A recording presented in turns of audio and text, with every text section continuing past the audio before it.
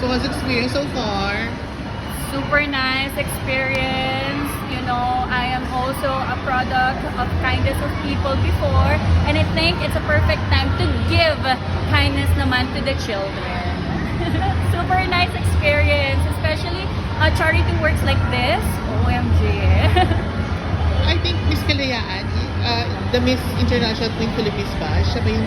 Yes, Totoo. that's true. And actually, she is my friend. Oh, And we're Sophia. actually collaborating with the same team. And Sophia is my friend. Of course, ano bang aabangan natin kay Miss Kalayaan sa mga susunod pang journey here in Binibining Pilipinas?